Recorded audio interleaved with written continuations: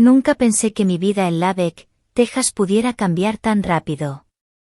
Vivo aquí desde que me casé con Ethan, hace ya 12 años. Es un hombre blanco, alto, de esos que aún creen que una camioneta limpia y un césped recortado son símbolos de que todo está bien. Trabaja como gerente en una compañía de suministros agrícolas. Es amable, trabajador y siempre me ha tratado con respeto. Nuestra rutina era tranquila, él salía temprano, yo trabajaba medio turno en la biblioteca comunitaria, y por las tardes cocinábamos juntos o paseábamos por el barrio. Nada extraordinario, pero seguro. Todo empezó a moverse cuando llegó Alejandro Ramírez, un nuevo contratista mexicano que la ciudad había contratado para renovar el centro comunitario. Moreno, sonrisa fácil, con ese acento que sonaba como canción. Al principio lo veía como cualquier otro trabajador, pero poco a poco su forma de mirarme me hizo sentir diferente. Ethan es bueno, pero no es de los que dicen halagos cada día. Alejandro, en cambio, tenía un comentario listo para todo. Señora, ese vestido le queda como pintado, decía, y luego guiñaba un ojo. Yo reía, fingiendo que no me afectaba, pero sí lo hacía. Una tarde, mientras llevaba unos libros donados al centro, lo encontré arreglando unas ventanas. El sol le daba en la cara y el polvo de madera flotaba en el aire. Me ofreció una botella de agua y, sin darme cuenta, nos quedamos hablando más de media hora. Me contó que había llegado de San Luis Potosí, que trabajaba de sol a sol para mandar dinero a su madre. Y que, según él, las mujeres tejanas tenían algo especial en la mirada. No fue nada físico, pero ese día volví a casa con una energía distinta. Ethan lo notó. Estás de buen humor, dijo, sirviéndose un vaso de té helado. Sí, creo que el clima está ayudando, mentí. Durante semanas, cada vez que iba al centro comunitario, Alejandro encontraba excusas para ayudarme, cargar cajas, reparar la mesa donde yo organizaba libros, hasta pintar una estantería, para que se viera más bonita. Lo contaba como si fuera un favor sin importancia, pero yo sentía como, poquito a poquito, se metía en mi cabeza. En el barrio, algunos vecinos lo miraban con desconfianza. Uno incluso comentó en voz alta. No me fío de esos tipos, vienen, hacen el trabajo y luego, ya sabes. Yo me molesté. Pensé que era racismo puro. Y en mi mente, defendía a Alejandro, ellos trabajan más duro que muchos de aquí y reciben menos crédito. Ethan, sin saber nada de mis pensamientos, seguía con su vida, confiado. Él no es celoso, ni controlador. Y eso, irónicamente, lo puso en desventaja. Mientras tanto, Alejandro se ganaba terreno con frases que parecían inocentes, pero tenían filo. Un hombre que ama a su mujer siempre encuentra tiempo para ella. En mi tierra, nunca dejamos que una dama cargue peso. Empecé a comparar sin querer. Ethan estaba siempre cansado, callado, hablando de facturas. Alejandro hablaba de música, de fiestas, de atardeceres en México. Y yo, como una tonta, empecé a pensar que tal vez él entendía algo que mi esposo había olvidado. Una noche, Ethan llegó con flores. Dijo que era, porque sí. Me dio ternura. Pero mientras las ponía en un florero, recordé la última mirada de Alejandro, esa que parecía prometer algo más que flores. En ese momento, no sabía que estaba dando el primer paso hacia algo que cambiaría mi vida para siempre. Y que, aunque yo creía que defendía a Alejandro de prejuicios injustos, algún día descubriría que me equivocaba. Y mucho. Pasaron 2 semanas y el proyecto del centro comunitario estaba casi terminado. Yo buscaba excusas para pasar por ahí, a dejar unos documentos o a saludar a la señora que organizaba talleres. La verdad, quería ver a Alejandro. Ese martes llegué con una bandeja de galletas, para todos los trabajadores, pero solo lo vi a él. Estaba agachado, ajustando unas bisagras, y cuando levantó la vista sonrió como si me hubiera estado esperando. ¿Para mí? Preguntó, mirando las galletas. Para todos, pero si quieres te aparto unas, bromeé. Se rió y dijo algo en español que no entendí, pero que sonó suave y íntimo. Ethan, mientras tanto, estaba inmerso en la temporada alta del trabajo. Salía antes del amanecer y volvía casi de noche, cubierto de polvo y con la mente en las cuentas. Yo me sentía cada vez más sola. Una tarde de viernes, Ethan me llamó. Cariño, tengo que quedarme hasta tarde. El envío llegó tarde y hay que organizar todo. No me molestó, al contrario, sentí una especie de emoción culpable. Decidí pasar por el centro, aunque ya casi era la hora de cierre. Alejandro estaba guardando herramientas. Pensé que ya no vendrías hoy, dijo, limpiándose las manos con un trapo. Pasé a ver cómo iba todo. Y, hice una pausa, dudando, también para invitarte a tomar un café. Lo dije como si fuera algo casual, pero mi corazón latía rápido. Fuimos a una cafetería pequeña en el centro, de esas con luces cálidas y olor a canela. Hablamos de todo, de su infancia en San Luis Potosí, de la música que escuchaba su madre, de cómo la gente en Lubbock a veces lo trataba con desconfianza.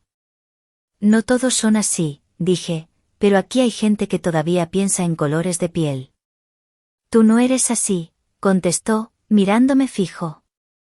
Esa mirada me hizo sentir, vista. Como si me reconociera de una manera que Ethan ya no hacía. La conversación se extendió y, cuando me di cuenta, eran casi las 9 de la noche. Caminamos hasta mi coche, y antes de despedirnos, él dijo. En México, cuando una mujer es especial, no se le dice adiós, se le dice hasta pronto. Esa frase se me quedó en la cabeza todo el fin de semana. El domingo, Ethan quiso invitarme a cenar en un restaurante familiar. Él estaba de buen humor, me habló de arreglar la cerca y de unas vacaciones que podríamos tomar. Yo sonreía, pero mi mente seguía volviendo a la voz de Alejandro. No fue hasta el miércoles cuando vi el primer gesto que me hizo sentir incómoda. Llegué al centro y encontré a Alejandro hablando con otra voluntaria, una chica joven de cabello rizado. Reían, y él le tocó el hombro de forma natural. Sentí un pinchazo extraño en el estómago, celos. Me regañé mentalmente, por favor, no tienes derecho a sentir esto. Ni siquiera ha pasado nada. Ese día, antes de irme, Alejandro me alcanzó en el pasillo. No me gusta que te vayas sin que conversemos, dijo en voz baja. Eres la única aquí que me trata como si fuera de la familia. Es porque creo que mereces respeto, contesté. Él sonrió, pero en sus ojos vi algo distinto. Algo que parecía medir mi reacción, como si estuviera probando hasta dónde podía llegar. Lo ignoré. En mi cabeza, todavía era el buen hombre incomprendido por prejuicios ajenos. Lo que no sabía era que, poco a poco, él también estaba midiendo mis límites. El siguiente viernes amaneció con cielo nublado y un viento seco que levantaba polvo por todas partes. Ethan salió temprano, como siempre, dejándome un beso en la mejilla y una lista mental de cosas para hacer en la casa.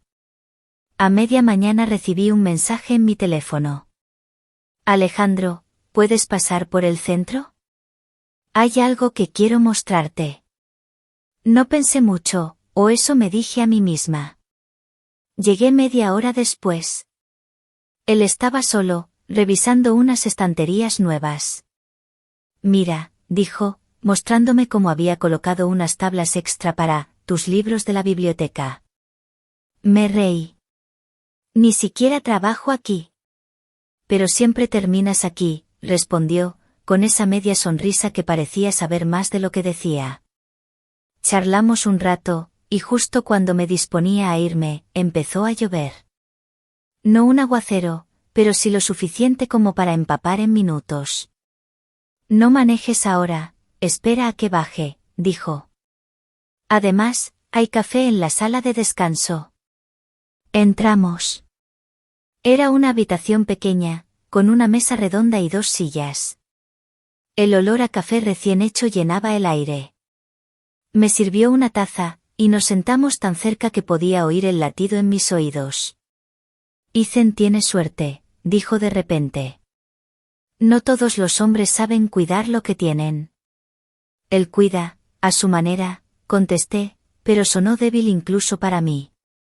En mi cultura, cuando una mujer es como tú, hizo una pausa, mirándome directo, se le demuestra cada día que es deseada. Sentí un calor extraño subir por mi cuello. Quise cambiar de tema, pero él extendió la mano y me tocó la mía, apenas un segundo, suficiente para que mi corazón se acelerara. Me reí nerviosa. Alejandro, no deberíamos. No hacemos nada malo, respondió con calma. Solo hablamos. Y técnicamente tenía razón. Ningún beso, ninguna caricia prolongada, pero esa frase, no hacemos nada malo, empezó a repetirse en mi cabeza como un permiso. Cuando la lluvia paró, me acompañó hasta mi coche.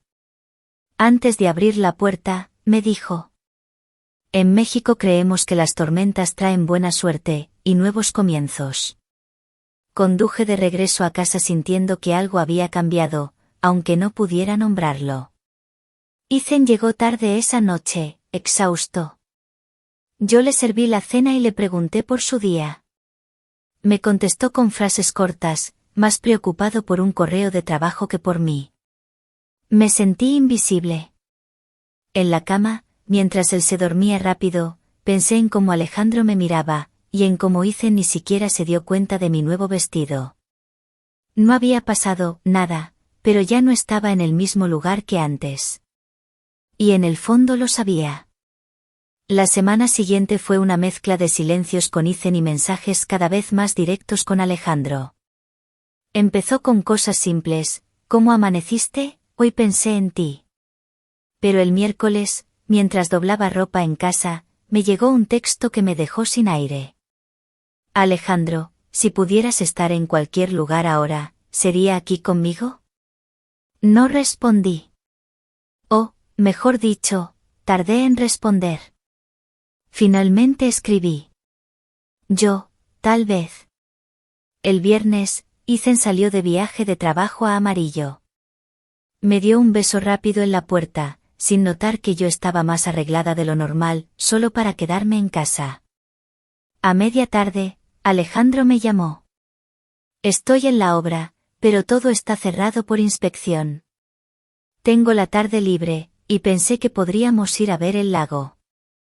El Buffalo Springs Lake quedaba a 20 minutos. Dije que sí, como si fuera una decisión impulsiva. Pero la verdad es que en cuanto colgué, me cambié de ropa y me puse un perfume que no usaba desde hacía años. El lago estaba tranquilo, con el agua moviéndose apenas. Caminamos por la orilla hablando de cualquier cosa, su familia, mi trabajo, los viajes que soñaba hacer. En un momento, él se detuvo. Tú no eres feliz con él, dijo, sin preguntarme. No es tan simple. Sí lo es. Un hombre que te deja sentir sola no te merece. Me miraba con una intensidad que me hizo bajar la vista. Y ahí fue cuando dio el primer paso hacia mí. No hubo prisa, solo se acercó lo suficiente como para que sintiera su respiración. Alejandro, quise decir algo, pero no terminé la frase. Su mano tocó mi rostro, y antes de que pudiera decidir si quería o no, ya me estaba besando. No fue un beso rápido. Fue lento, decidido, como si quisiera borrar cualquier duda que quedara. El sonido del agua, el viento moviendo las hojas, y esa sensación de estar haciendo algo prohibido se mezclaron en mi cabeza. Por un momento, olvidé a Ethan, olvidé todo, hasta que él se apartó apenas, sonriendo. Ahora sí, dijo, esto es un nuevo comienzo. En el coche, de regreso, nadie habló. Mis manos temblaban en mi regazo. Al llegar a casa, me miré en el espejo, labios enrojecidos, mejillas encendidas. Lavé mi cara como si pudiera borrar lo que pasó. Ethan llamó esa noche desde el hotel. Me contó que la reunión había ido bien, que volvería el domingo. Yo contesté como si nada hubiera pasado. Pero en mi interior, sabía que ya no había vuelta atrás. Las siguientes semanas se convirtieron en un juego peligroso que yo misma había creado. Ethan trabajaba más que nunca, y yo, encontraba maneras de ocuparme fuera de casa. Alejandro y yo nos veíamos en lugares que parecían inocentes, un café en Slaton, un parque en las afueras, a veces incluso en la obra, cuando no había nadie más. Para los demás, solo éramos conocidos, para nosotros, éramos un secreto que latía con fuerza. Nunca había conocido a alguien como tú, me decía mientras caminábamos por el Buddy Holly Park. Aquí la gente me ve solo como un trabajador más, pero tú me ves como un hombre. Yo sonreía, creyendo cada palabra. Al principio todo era halagos y risas. Me contaba historias de su infancia, me enseñaba palabras en español, me decía que algún día me llevaría a San Luis Potosí para que viera cómo es la vida real. Pero empecé a notar cosas pequeñas. A veces miraba el teléfono mientras estábamos juntos y sonreía, pero no me decía quién escribía. Un par de veces me canceló a última hora, diciendo que había algo urgente con unos amigos. Un martes, mientras tomábamos café, entró un hombre que él conocía. Alejandro cambió inmediatamente de tono, pasó de hablarme con dulzura a presentarme como una amiga de la biblioteca, con una voz fría y formal. Me incomodó, pero lo dejé pasar. No puedo ser tan abierto, me explicó después. No todos entenderían lo nuestro. Lo nuestro. Esa frase me hacía sentir especial y al mismo tiempo, invisible. En casa, Ethan parecía más distraído que nunca. Una noche, mientras cenábamos, me dijo: creo que deberíamos planear un viaje solo nosotros dos. Necesitamos tiempo juntos. Yo inventé una excusa sobre un curso de capacitación en la biblioteca. Me odié un poco por mentir, pero no lo suficiente como para detenerme. La intensidad con Alejandro creció. Hubo más caricias furtivas, besos robados en estacionamientos vacíos, conversaciones largas en las que él me pintaba un futuro donde no tendrías que preocuparte por nada, solo por ser feliz. Pero había momentos en que su mirada se endurecía.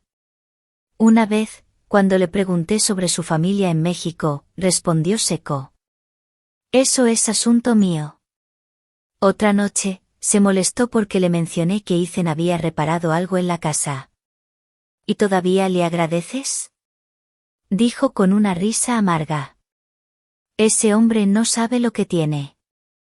Me reí para suavizar el momento, pero por dentro algo me dijo que estaba cruzando no solo una línea con Ethan, sino también con mi propia paz mental. El calor del verano en Lübeck se sentía más pesado de lo normal, o tal vez era el peso de mi doble vida. Ethan estaba ocupado planeando una feria agrícola, y yo, buscando cualquier momento para escaparme. Con Alejandro, las cosas empezaron a cambiar de manera sutil. Antes, me escribía buenos días cada mañana, ahora, algunos días pasaban sin mensaje, y sus respuestas eran más cortas. Cuando yo insistía, contestaba: es que estoy muy ocupado, mija. Un sábado por la tarde, él me propuso ir a Plainview a ver unos amigos, y me pidió que lo acompañara. Imaginé que sería una especie de cita. Me arreglé, me puse un vestido que sabía que le gustaba, pero al llegar, me encontré con un grupo de hombres tomando cerveza en un porche, hablando en español y mirándome como si fuera un animal raro. Alejandro me presentó como su amiga de paso y luego me dejó sentada en una silla de plástico mientras él bromeaba y reía con ellos. Casi no me dirigió la palabra en toda la tarde. Cuando le dije que me sentía incómoda, respondió: relájate, aquí todos son buena gente. No parecía una cita, parecía que yo estaba allí para mostrarle algo a sus amigos. La semana siguiente, me pidió dinero, prestado, para arreglar su camioneta. Dijo que me lo devolvería en cuanto cobrara de un trabajo. No era mucho, pero era la primera vez que me pedía algo así. Claro, contesté, aunque por dentro algo se tensó. Empecé a notar que él evitaba hacer planes con mucha antelación. Siempre era, vemos mañana, o, te aviso más tarde. Y, lo más inquietante, una vez lo vi saliendo de una tienda con una chica joven que no conocía. Me dijo que era la prima de un amigo y lo dejé pasar, pero las dudas empezaban a crecer. Ethan, sin saber nada, me sorprendió un miércoles con boletos para un concierto local. Yo inventé que tenía una reunión tarde en la biblioteca. En realidad, me encontré con Alejandro, quien llegó casi una hora tarde, con olor a cerveza, y me llevó a dar vueltas en su camioneta vieja. No hubo conversación profunda ni risas como antes. Mientras miraba por la ventana, me di cuenta de que lo único que mantenía mi entusiasmo era la idea que yo misma había creado de él, no el hombre que tenía al lado en ese momento. Pero era más fácil engañarme que enfrentar la verdad. El cambio ya no era sutil. Alejandro no se molestaba en ocultar que sus prioridades habían cambiado, o que tal vez nunca habían sido yo. Un viernes por la tarde, me llamó. Oye, ¿puedes venir a Lebellán? Estoy con unos amigos y no tengo cómo regresar. ¿Quieres que te recoja? Pregunté. Sí, y de paso traes algo para comer, que aquí no hay nada bueno. Conduje más de 40 minutos, compré comida en un drive-thru y lo encontré en una gasolinera, riendo con dos tipos que ni se dignaron a saludarme. Me tomó las bolsas sin un gracias, y dijo: apúrate, que se enfría. De camino a su apartamento, apenas habló. Al llegar, puso la comida en la mesa y empezó a comer sin ofrecerme nada. ¿Tú no vas a comer? Pregunté. No tengo más hambre, contestó, masticando. Me senté en silencio, sintiendo que había pasado de ser la mujer especial a ser su chofer y repartidora. La semana siguiente, me pidió que lo acompañara a comprar ropa en Lübeck. Pensé que sería una salida juntos, pero en realidad me llevó a varias tiendas baratas, me dejó cargando las bolsas mientras él se probaba camisas y hablaba por teléfono en español con alguien a quien llamaba mi reina. Cuando le pregunté quién era, se rió. No seas celosa, es solo una amiga. En casa, Ethan intentaba acercarse. Me trajo café una mañana y dijo: he notado que estás distante, ¿todo bien? Sí, solo cansada, mentí, sintiendo un nudo en el estómago. Pero con Alejandro, el nudo se transformaba en un peso. Una noche, le dije que me molestaba como me ignoraba cuando estaba con otras personas. Él soltó una carcajada. Mira, mija, yo no soy como esos hombres blancos que necesitan mostrarle al mundo su novia todo el tiempo. Si no te gusta, pues ya sabes. Esa frase me golpeó. No solo por el tono, sino porque por primera vez me habló con una frialdad que dolía. Sin embargo, en lugar de enojarme, me encontré pensando: está cansado, tuvo un mal día, seguro no lo decía en serio. Era más fácil creer eso que aceptar que el hombre por el que estaba arriesgando todo, tal vez nunca me había visto como yo lo veía a él. Era un jueves caluroso cuando la mentira se me cayó encima como un cubo de agua fría. Alejandro me había dicho que estaría trabajando todo el día en un proyecto en Brownfield y que volvería tarde. No esperaba verlo ni escuchar de él. A media tarde, estaba en el supermercado cuando vi su camioneta estacionada en la parte trasera del local, lejos de la entrada. No pensé nada, hasta que lo vi salir. No estaba solo. Una mujer joven, morena, con una blusa ajustada y tacones imposibles para Lübeck, iba riendo a su lado. Él le sostuvo la puerta como si fuera la cosa más natural del mundo. No me vio, pero yo sí lo vi, la mano de Alejandro posada en su espalda baja, guiándola hacia la camioneta.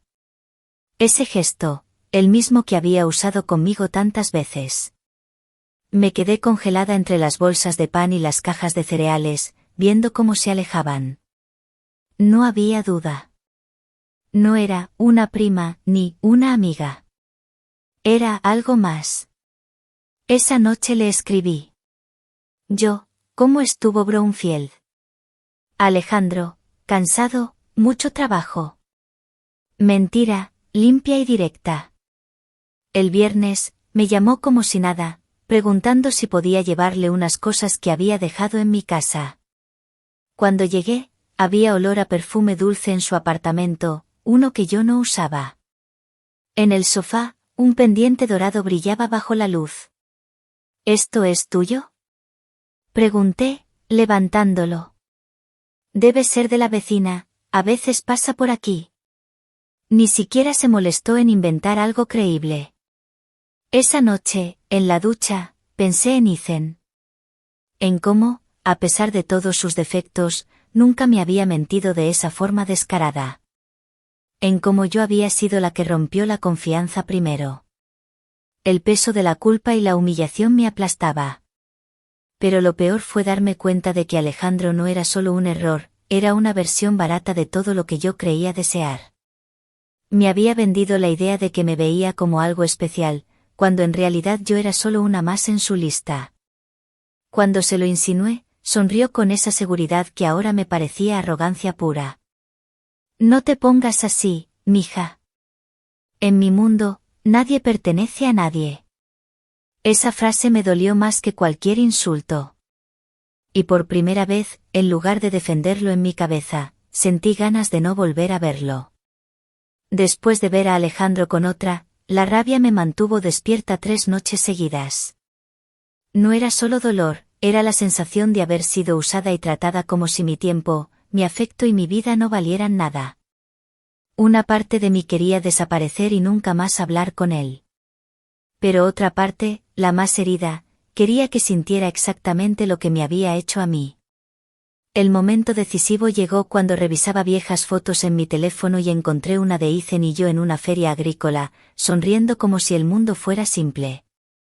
Me di cuenta de que había destruido esa vida con mis propias manos, y que, aunque ya no podía volver atrás, podía al menos cerrar este capítulo a mi manera. Llamé a Alejandro el lunes. Necesito verte, dije. ¿Extrañabas a tu moreno favorito? Bromeo. Algo así, contesté, tragando mi orgullo. Quedamos en un bar pequeño en Sayobater, un lugar lo suficientemente discreto para que él pensara que yo quería reconciliarnos. Llegó con su sonrisa de siempre, esa que ahora me parecía falsa hasta los huesos. ¿Y mi beso? Dijo, inclinándose. Primero, un trago, respondí, manteniendo la calma. Durante la conversación, fingí interés, le dejé hablar de sus supuestos negocios y de lo mucho que la gente lo envidia. Todo el tiempo, yo grababa en mi mente cada una de sus frases, porque sabía que pronto serían útiles. Lo dejé pagar la cuenta, como si todo estuviera bien, y cuando salimos le di un abrazo largo.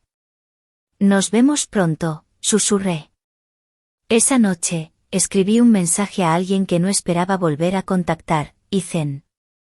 Necesito hablar contigo. Sobre él, y sobre nosotros. Al día siguiente, en la mesa de nuestra cocina, le conté todo. No lloré. No intenté justificarme. Solo expuse los hechos, uno por uno. Ethan me escuchó en silencio, con una calma que me asustó más que si hubiera gritado. Cuando terminé, él dijo. Entonces vamos a hacerlo bien. Si él cree que puede usar y tirar a la gente, le vamos a enseñar lo contrario. Por primera vez en semanas, sentí que tenía un aliado. Y aunque ya no éramos pareja en el sentido romántico, había entre nosotros una complicidad nueva, la de 2 personas con un objetivo común. Ethan y yo no tardamos en trazar el plan. No era violento ni ilegal, pero sí lo suficientemente certero para golpear a Alejandro donde más le dolía, su orgullo y su bolsillo. Primero, Ethan consiguió información a través de un amigo en el ayuntamiento. Resulta que Alejandro trabajaba en varios proyectos pequeños de renovación para el municipio, todos bajo contratos ajustados. Si alguien enviaba una queja formal con pruebas de que no cumplía con los tiempos y gastaba recursos en asuntos personales durante las horas de trabajo, podría perderlos. Yo tenía esas pruebas. Mensajes, fotos, incluso audios donde él admitía haberse saltado jornadas para pasar el rato, conmigo o con otras. Segundo paso, hacerle creer que yo todavía estaba de su lado. Lo invité a cenar en un restaurante mexicano en Littlefield, diciéndole que quería comenzar de nuevo. Llegó radiante, como si no hubiera hecho nada malo. Durante la cena, lo animé a hablar de sus planes, lo grabé todo con el teléfono en mi bolso. No sospechó nada. 2 días después, Ethan envió el paquete completo de pruebas al supervisor del contrato. No pasó ni una semana antes de que Alejandro recibiera la noticia: cancelación inmediata de sus proyectos, pagos retenidos, y su reputación como trabajador confiable hecha trizas. Pero no me detuve ahí. Lo cité en el estacionamiento vacío del centro comunitario, el mismo lugar donde había empezado todo. ¿Qué pasa, mija?, dijo, nervioso. Vine a devolverte algo, contesté, y le lancé una bolsa con el pendiente dorado que encontré en su apartamento. ¿Qué es esto? El recordatorio de que yo ya no juego a tus reglas. Se rió con desdén, pero la sonrisa le duró poco cuando sonó su teléfono. Contestó y, mientras hablaba con voz alterada, entendí que era sobre los contratos perdidos.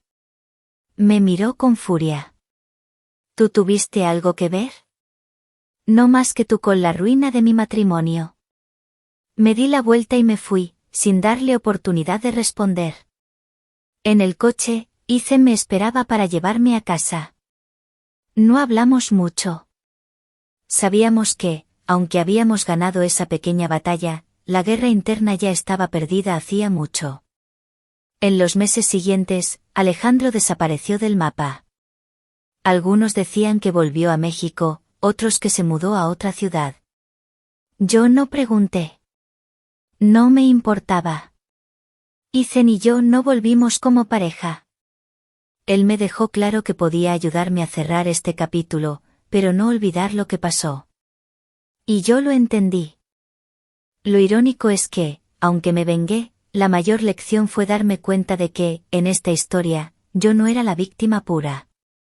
Me dejé llevar por un espejismo, destruí mi propia casa y confié en alguien que no lo merecía. Y al final, la venganza no me devolvió lo que perdí, pero al menos me devolvió el control.